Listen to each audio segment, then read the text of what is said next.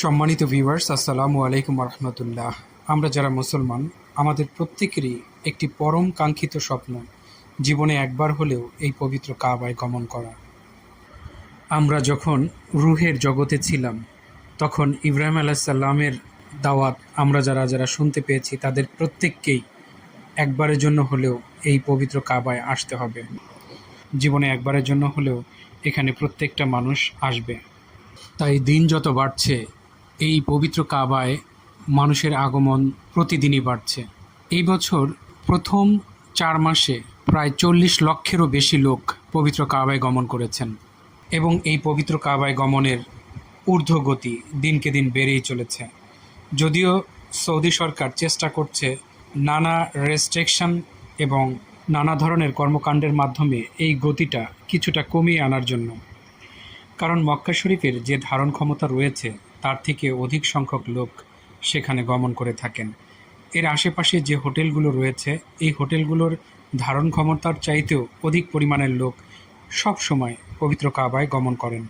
Saudi সরকার চেষ্টা করছেন এর ধারণ ক্ষমতা বৃদ্ধি করার জন্য। এই জন্য পবিত্র কাবার আশেপাশে যে সমস্ত হোটেলগুলো রয়েছে এই হোটেলগুলো অ্যাকোমোডেশনের ব্যবস্থা বাড়ানো হচ্ছে এবং আগের চাইতে অধিক সুন্দর ভালো মানের হোটেল তৈরি করা হচ্ছে। পুরাতন সব হোটেলগুলো ভেঙে ফেলে নতুন নতুন হোটেল নির্মাণ করা হচ্ছে। ধারণ ক্ষমতার চাইতেও অধিক সংখ্যক লোক সেখানে গমন করছেন বলে প্রয়োজনীয় সেবার মান উন্নত করা সম্ভব হচ্ছে না।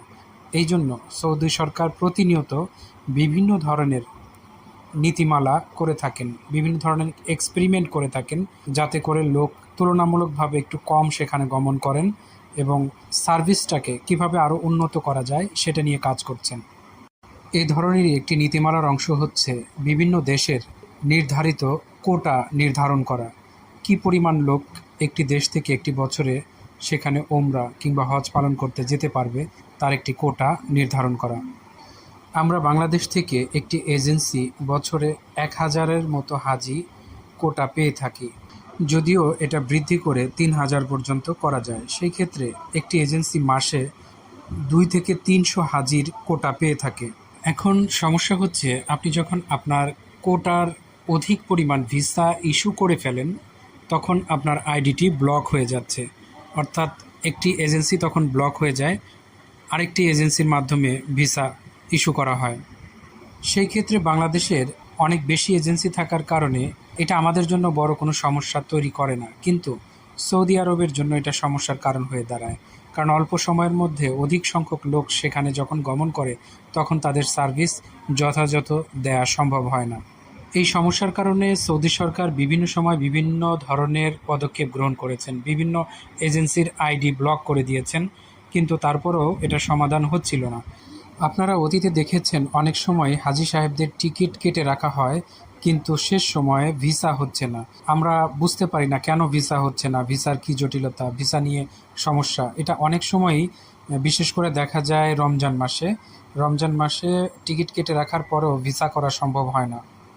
এই সমস্যা থেকে বাঁচার জন্য আমরা এজেন্সিরা আবার একটা নতুন সিস্টেম চালু করেছিলাম যে ভিসাটা আমরা আগে থেকে করে রাখবো, ভিসা এবং টিকিট করে রাখবো। যেহেতু ভিসার মেয়াদ 3 মাস থাকে, অতএব 2 মাস 3 মাস আগেও ভিসা করে রাখা যায়, তাহলে অন্তত আমাদের হাজিদের ভ্রমণ যাত্রা নিয়ে কোনো সমস্যা হবে না, নির্বিঘ্নে যেতে পারবে।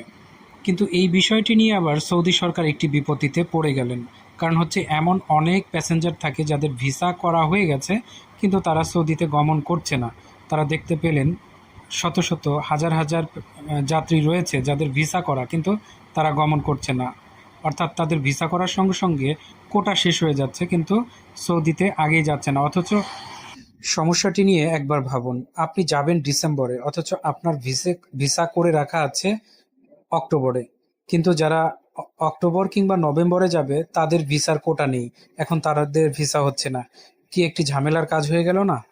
এই সমস্যা থেকে সমাধানের জন্য সৌদি সরকার নতুন একটি নিয়ম করলেন, সেটি হচ্ছে ভিসা যাদের হয়ে যাবে তাদের 1 মাসের মধ্যেই সৌদি আরবে প্রবেশ করতে হবে, আদারওয়াইজ তাদের ভিসা স্বয়ংক্রিয়ভাবে বাতিল হয়ে যাবে।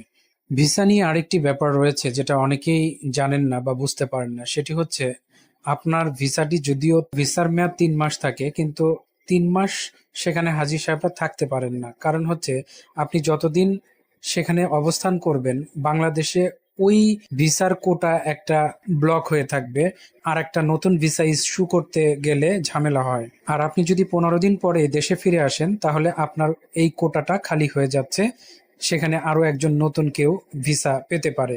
এই জন্যই ওমরা ভিসাগুলো সর্বোচ্চ 15 দিনের কোটা বা 15 দিনের প্যাকেজ করা হয়।